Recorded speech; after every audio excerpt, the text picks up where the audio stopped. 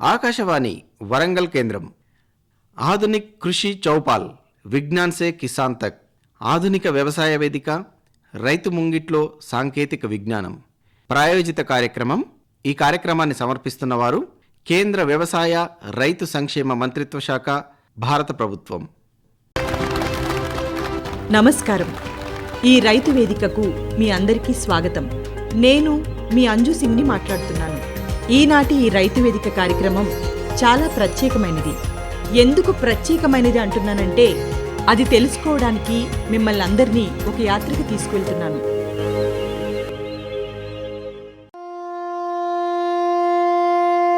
మనం ఇప్పుడు ఎలాంటి భూమిపై ఉన్నామంటే, గంగానది తీరాన ప్రతిరోజు చక్కటి హారతితో ఉదయాన్ని చూస్తాము.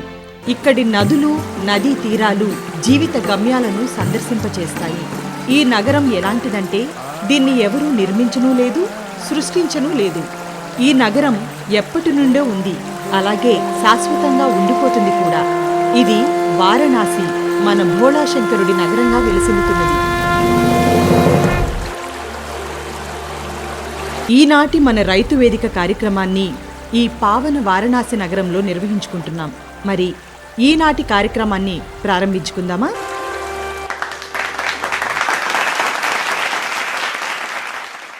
అయితే ఈనాటి కార్యక్రమంలో పాల్గొనబోయే అతిథులను పరిచయం చేసుకునే ముందు ఈ నివేదికలోని అంశాలను ఒక్కసారి అవలోకనం చేసుకుందాం.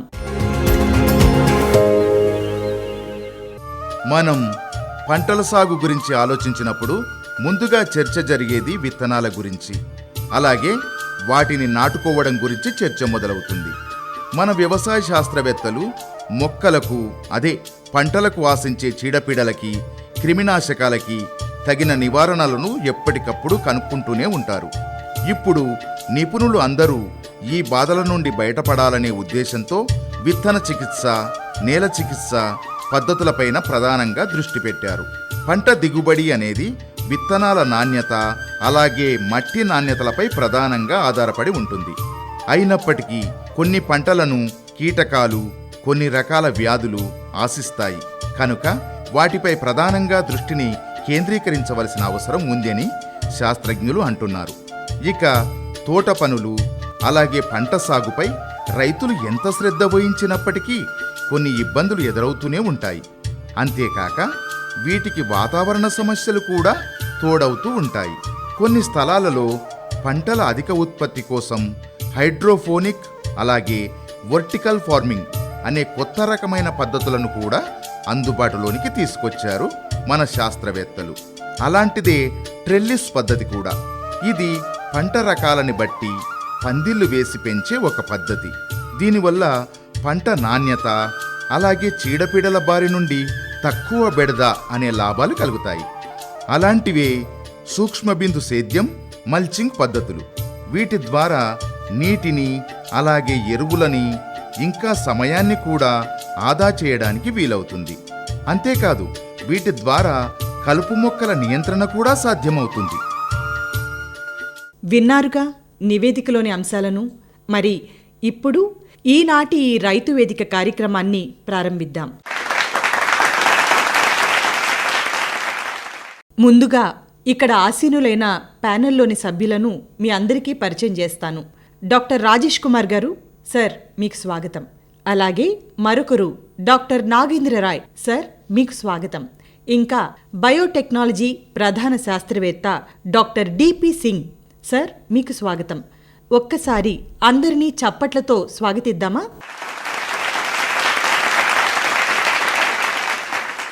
వ్యవసాయ రంగంలో కూరగాయలు, పళ్ల ఉత్పత్తి అనేది ఎంతో ముఖ్యమైనది.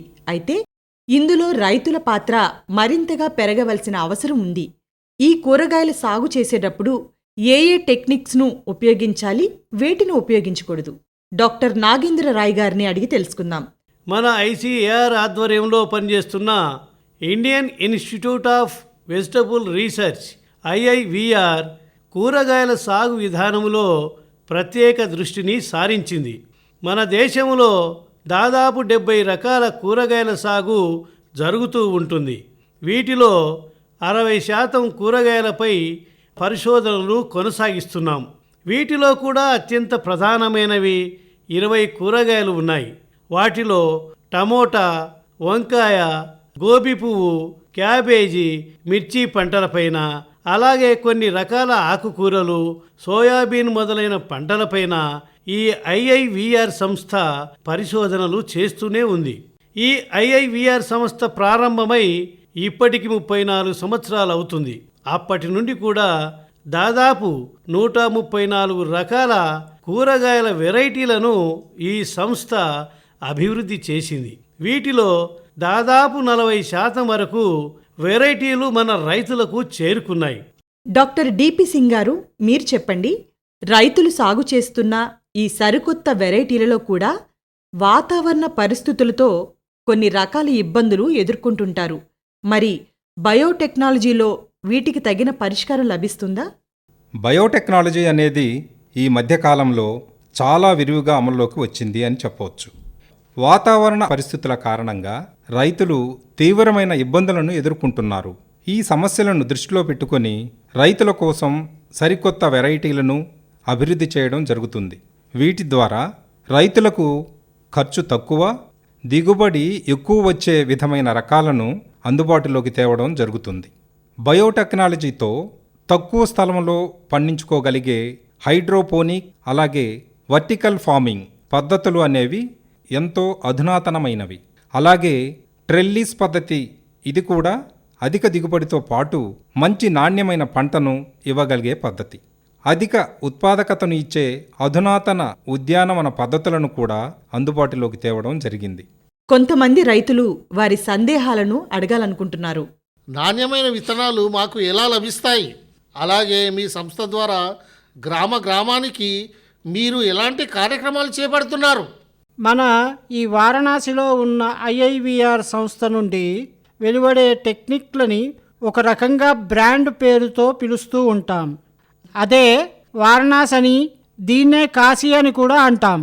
మా ఈ సంస్థ నుండి ఎన్నైతే టెక్నిక్లని మేము రైతులకు అందజేస్తామో వాటిని వారణాసి లేదా కాశీ టెక్నిక్లని పిలుస్తుంటారు. మేము రైతులకు నాణ్యతతో కూడిన విత్తనాలను అందజేస్తాము. అలాగే వాళ్ళ కోసం ఫీల్డ్ డెమాన్స్ట్రేషన్స్ చేస్తూ ఉంటాం. మేము రూపొందించిన సరికొత్త టెక్నిక్లతో రైతులకు శిక్షణను కూడా అందజేస్తాం. వాతావరణ పరిస్థితుల మార్పు అనేది మన కూరగాయల సాగులో ఏ విధమైన ప్రభావాన్ని చూపుతుంది? రాబోయే 15 సంవత్సరాల కాలంలో చూసుకుంటే కనుక కూరగాయలలో పోషకతత్వాల విలువ పెరుగుతుంది. ఈ ప్రభావం సరికొత్తగా రూపొందించబడిన వెరైటీలపై ఏ విధంగా పనిచేస్తుంది? వాతావరణ పరిస్థితుల ప్రభావం అనేది కూరగాయల సాగులో తప్పనిసరిగా ఉంటుంది. అయితే ఈ ప్రభావం పెద్ద రైతులపై అంతగా ఉండడం లేదు. అందుకు కారణం వాళ్ళు కూరగాయల సాగులో ఆధునిక సాగు పద్ధతులను పాటించి సమస్యలను అధిగమించగలుగుతున్నారు. కానీ చిన్న మరియు సన్నకారు రైతులపై ఈ ప్రభావం కొంత తీవ్రంగానే ఉందని చెప్పవచ్చు. ఎందుకంటే ఈ రైతులు పంట సాగును బహిరంగ ప్రదేశాలలోనే సాగు చేస్తున్నారు కాబట్టి. ఈ విషయంలో మన కూరగాయల పరిశోధన విభాగం వారు కొత్త టెక్నిక్లను అభివృద్ధి చేసి సాగు చేసే విధానాలను రైతులకు అందిస్తున్నారు. ఇప్పుడు రైతులు కొన్ని ప్రశ్నలు అడగాలనుకుంటున్నారు. అవేమిటో విందామా? నదుల ఒండ్రు ఉన్న ప్రదేశాలలో కూరగాయల సాగుపై పరిశోధన ఏమైనా జరుగుతుందా? మన ఉత్తరప్రదేశ్లోని నదీ పరివాహక ప్రాంతాల్లో ఉత్తరప్రదేశ్ కౌన్సిల్ దాదాపు 4-5 సంవత్సరాల పాటు పరిశోధనలు జరిపింది. ఈ పరిశోధనల వల్ల వారికి మంచి ఫలితాలు లభించాయి. వీటిలో తేలింది ఏంటంటే కాశీ హరిత పుచ్చకాయ, కాశీ గంగా అనపకాయ, కాశీ ప్రతిష్ట కాకరకాయ, కాశీ జ్యోతి గుమ్మడికాయ, కాశీ మధుకస్తూరి పుచ్చకాయ, ఈ వెరైటీలన్నీ నది ఒండ్రు ప్రదేశాలలో మంచి దిగుబడిని అందిస్తున్నాయి. మనం ఎప్పటికప్పుడు కొత్త వెరైటీలను అభివృద్ధి చేస్తున్నాం. మరి ఈ వెరైటీలు రైతులకు ఎంతవరకు లాభదాయకంగా ఉంటున్నాయి? రైతుల్లో ఉన్న అపోహలు తొలగిపోయే విధంగా ఈ వెరైటీలలో ఏవి ఎక్కువగా విజయవంతం అయ్యాయో తెలియచేయండి. మేము ఈ బయోటెక్నాలజీ విభాగంలో కూరగాయల జీనోమ్ ఎడిటింగ్ని కేంద్రీకృతం చేసి పరిశోధనలు చేస్తున్నాం. జీన్ ఎడిటింగ్ పరిశోధన అనేది ఎంతో సురక్షితమైనది. దీంట్లో మొక్కలను వాటి అంతర్గతంగానే లోపాలను సరిచేసే ప్రయత్నం చేస్తాం.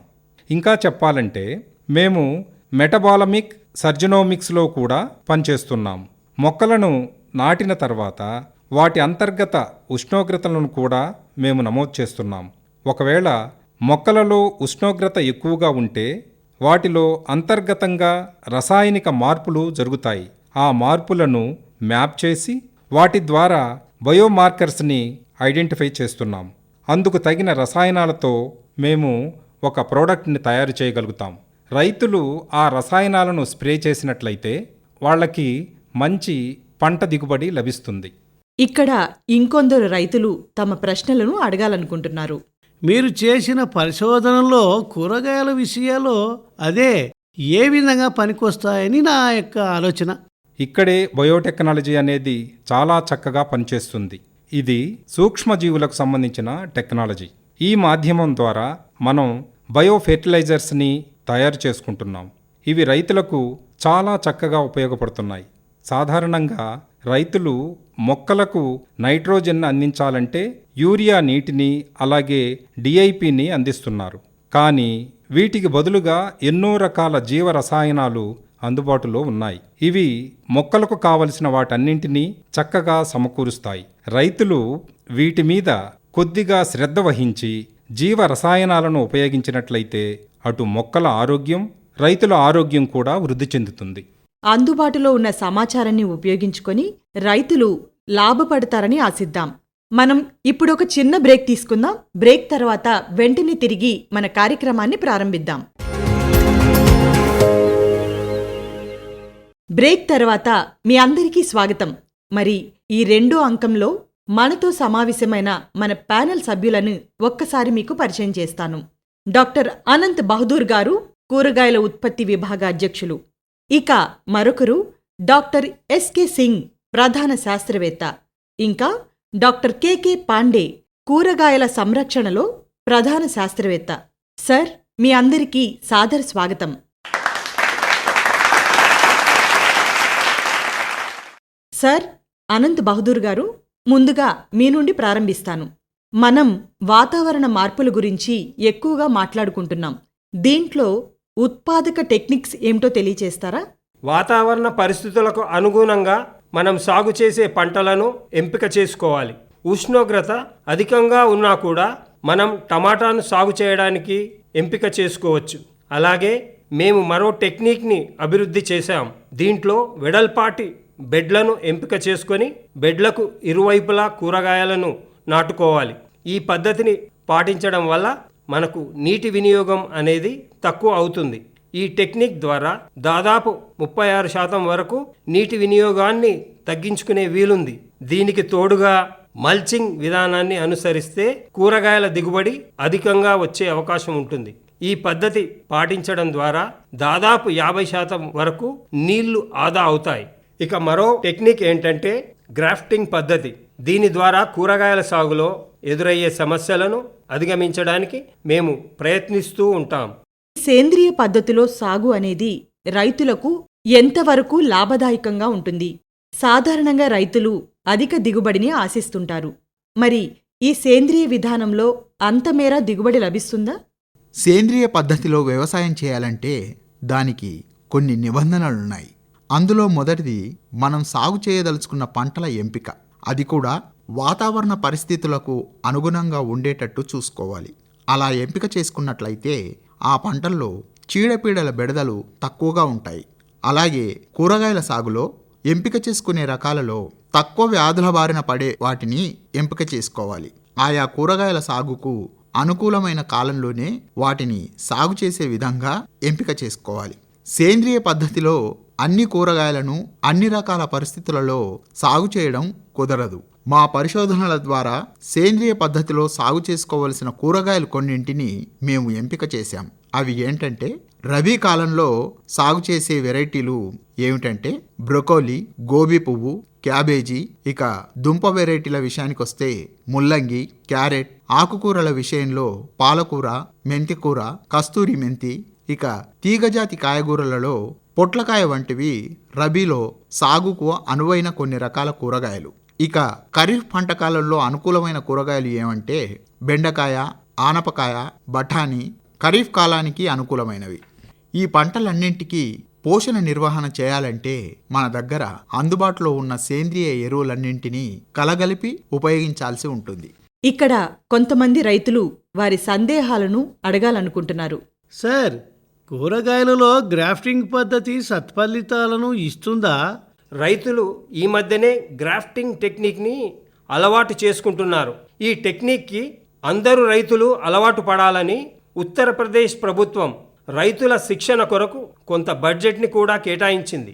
ఈ గ్రాఫ్టింగ్ టెక్నిక్ నేర్పించడానికి శిక్షణ అనేది తరచుగా చేపడుతూ ఉంటారు. జూన్ నుండి నవంబర్ వరకు ఈ శిక్షణ ఇస్తూ ఉంటారు. ఈ శిక్షణ కాలము 3 రోజులు ఉంటుంది.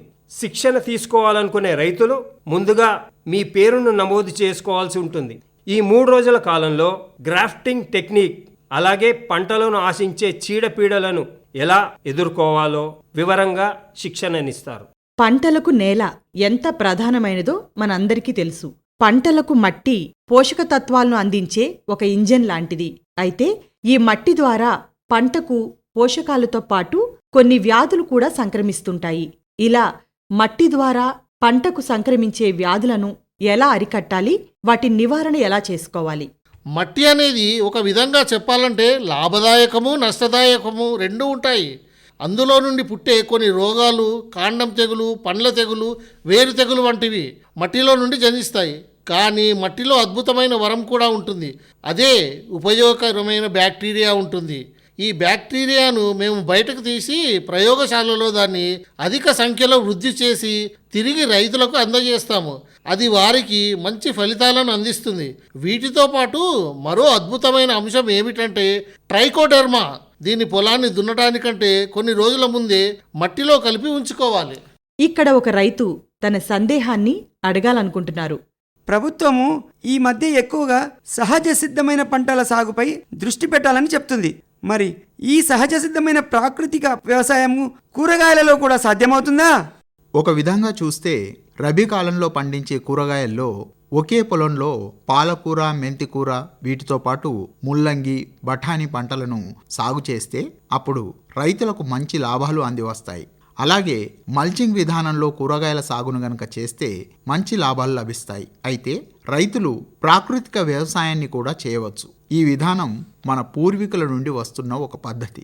ఈ ప్రాకృతిక వ్యవసాయాన్ని ప్రోత్సహించడానికి ప్రభుత్వం ఒక స్కీమ్ని కూడా ప్రవేశపెట్టింది.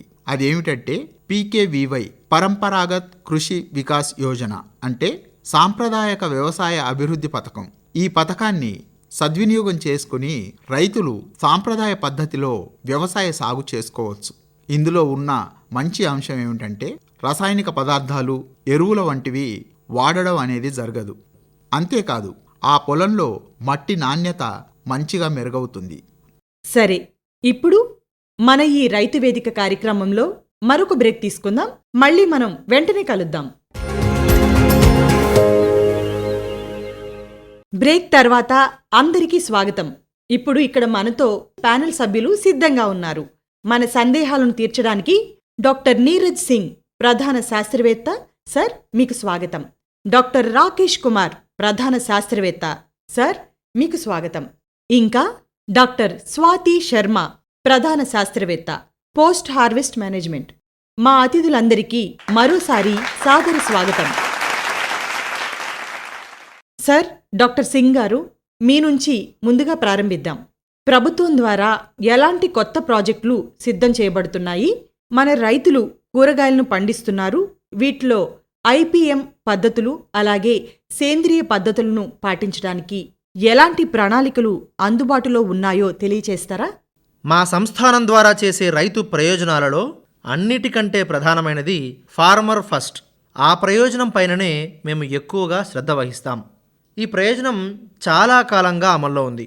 ఇది బనారస్ ఇంకా మీర్జాపూర్ ప్రాంతాల్లో అమల్లో ఉంది. ఇందులో రైతు ప్రయోజనాలే ప్రధానంగా కేంద్రీకృతం చేసుకుని ఇన్నోవేషన్స్ ఆవిష్కరణలు ఉంటాయి. ఇవే కాకుండా ఫ్లాగ్షిప్ కార్యక్రమాలు కూడా కొనసాగుతాయి. ఇందులో షెడ్యూల్డ్ కులాలు, షెడ్యూల్డ్ తెగలకు సంబంధించిన కొన్ని కార్యక్రమాలు కేవలం వారి కోసమే ఏర్పాటు చేయబడ్డాయి. షెడ్యూల్డ్ కులాల కోసం దేశవ్యాప్తంగా ఈ కార్యక్రమాలు కొనసాగుతున్నాయి. అయితే మా సంస్థానం ద్వారా ఉత్తరప్రదేశ్, బీహార్, పశ్చిమ బెంగాల్ ఈ 3 రాష్ట్రాల్లో ఈ కార్యక్రమాన్ని నిర్వహిస్తున్నారు. ఇక ఫ్లాగ్షిప్ కార్యక్రమంలో షెడ్యూల్డ్ కులాల వారికి మాత్రమే అమలయ్యే కొన్ని ప్రయోజనాలను, కొత్త టెక్నిక్లను మేము వారి కోసం అభివృద్ధి చేస్తున్నాం. ఈ కార్యక్రమంలో భాగంగా షెడ్యూల్డ్ కులాల వారికి కొత్త టెక్నిక్ల విషయంలో శిక్షణను అందిస్తూ వాళ్ళని స్కిల్డ్ ఫార్మర్స్గా తీర్చిదిద్దుతాం. ఈ కార్యక్రమాలకు తోడుగా ఉత్తరప్రదేశ్, జార్ఖండ్ ఈ 2 రాష్ట్రాల్లో షెడ్యూల్డ్ తెగలను దృష్టిలో పెట్టుకొని మేము సరికొత్త ప్రణాళికలను రూపొందించి వాళ్లకు అందులో శిక్షణనిస్తున్నాము. సాధారణంగా మన ఈశాన్య రాష్ట్రాలలో సహజ సిద్ధమైన వ్యవసాయమే జరుగుతూ ఉంటుంది. ప్రాకృతిక వ్యవసాయ విధానంలోనే సాగు జరుగుతూ ఉంటుంది. అంతేకాదు అక్కడ కూరగాయల ఉత్పత్తి చాలా అధికంగా జరుగుతుంది. మన వ్యవసాయ సంస్థానం దీనిపై పెద్దగా శ్రద్ధ వహించలేదు. మరి దీనిపై దృష్టి సారిస్తే అది ఎంతవరకు ఉపయోగకరంగా ఉంటుంది అని అడుగుతున్నాను. ఈశాన్య రాష్ట్రాల గురించి మాట్లాడితే గనుక అందులో ఉద్యానవన పంటలు ఏవైతే ఉన్నాయో వాటికి సిక్కిం రాష్ట్రం పేరుగాంచింది. ఈ రాష్ట్రాన్ని అధికారికంగా సేంద్రియ వ్యవసాయ రాష్ట్రం అని ప్రకటించడం కూడా జరిగింది. ఇక్కడి ఈశాన్య రాష్ట్రాలలో ఫర్టిలైజర్స్ ఇంకా పురుగుమందుల వాడకం అనేది దేశీయ సగటుతో పోల్చితే దాదాపుగా శూన్యమని చెప్పాలి. పురుగుమందులు, ఫర్టిలైజర్స్ వాడకపోవడానికి గల కారణం వాళ్ళు ఉపయోగించే నాణ్యమైన విత్తనాలు మాత్రమే. ఆ కారణంగా కూరగాయలలో కూడా నాణ్యమైన విత్తనాలు వాళ్ళు ఉపయోగించడం వల్ల అక్కడ దేశీయ సగటు కంటే కూడా అధిక దిగుబడి పొందడం సాధ్యమవుతుంది. సాధారణంగా దేశీయ సగటు హెక్టార్కి 5 టన్నులుగా ఉంటుంది. కానీ ఈ ఈశాన్య రాష్ట్రాలలో అది 6, 7 అధికంగా 8 టన్నులుగా నమోదవుతూ ఉంటుంది. ఆ విధంగా అక్కడ విత్తన ఉత్పత్తి జరిగినప్పుడు దాన్ని తిరిగి పదే ఉపయోగించడం వల్ల ఇది సాధ్యమవుతుంది. ఈ దిశలో భారతీయ కూరగాయల పరిశోధనా సంస్థ ఒక మంచి నిర్ణయం తీసుకుంది. దాదాపు 5-6 సంవత్సరాల నుండి వాళ్ళకి శిక్షణనిస్తున్నాం.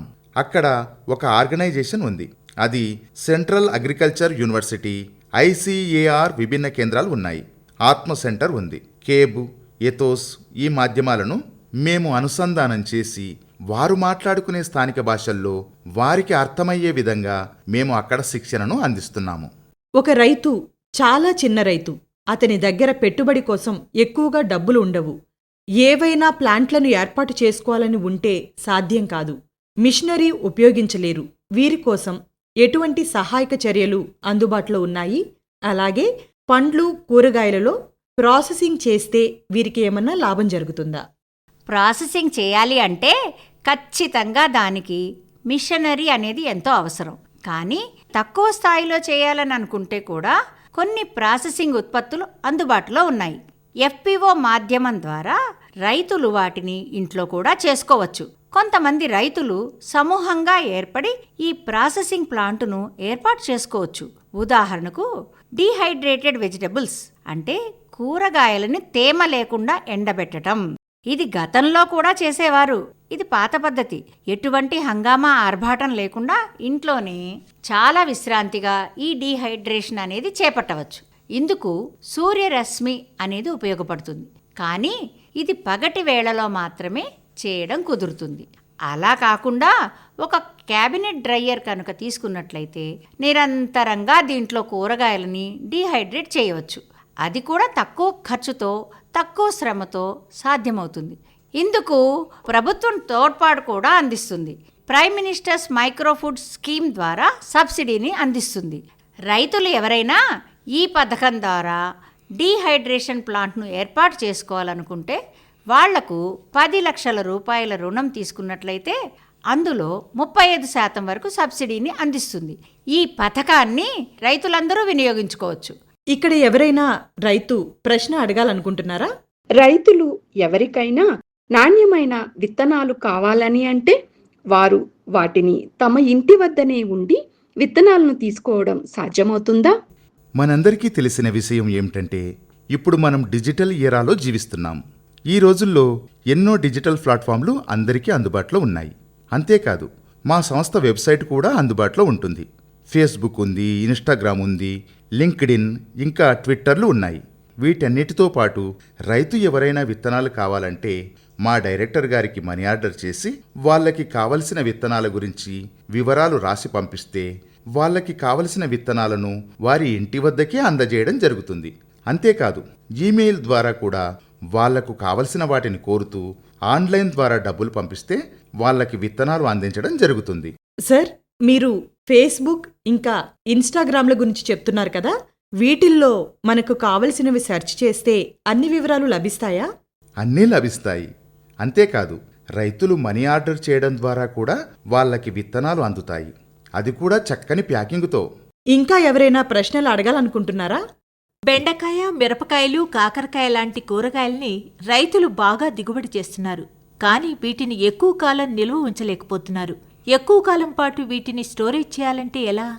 బెండకాయని నిల్వ చేయాలంటే దీన్ని డీహైడ్రేటెడ్ రూపంలో నిల్వ చేసుకోవచ్చు. ఇలా చేస్తే దాదాపు 7 నెలల పాటు అది నిల్వ ఉంటుంది.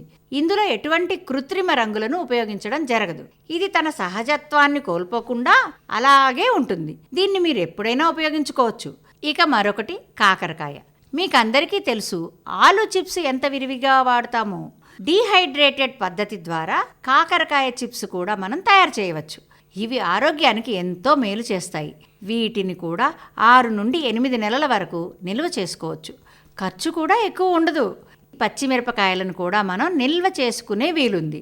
ఎర్రకారం పొడి లాగానే పచ్చిమిర్చి పౌడర్ని కూడా మనం ఈ డీహైడ్రేషన్ పద్ధతి ద్వారా చేయవచ్చు. ఈ పచ్చిమిర్చిని కోల్డ్ స్టోరేజ్లో నిల్వ చేయడం కష్టమవుతుంది.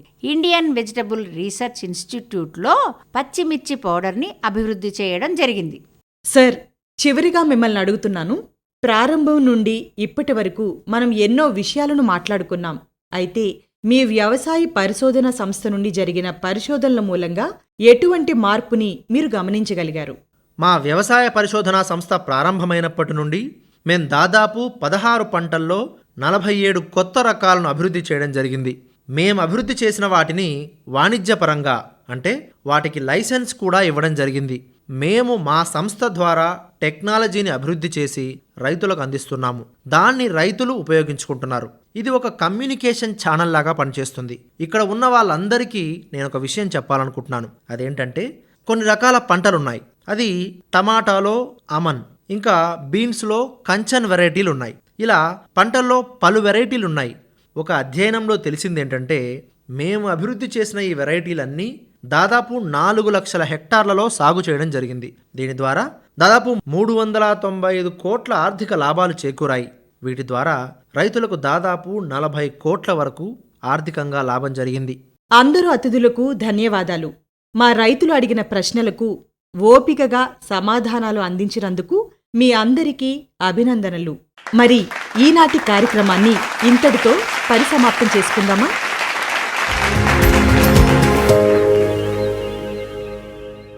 ఇంతవరకు ఆధునిక వ్యవసాయ వేదిక సాంకేతిక విజ్ఞానం రైతు ముంగిట్లో కార్యక్రమం విన్నారు. అనువాదం శ్రీ ఎం మయూక్, నిర్వహణ శ్రీ ఎస్ రామగోపాల్, సహకారం శ్రీ ముత్తోజు సత్యనారాయణ.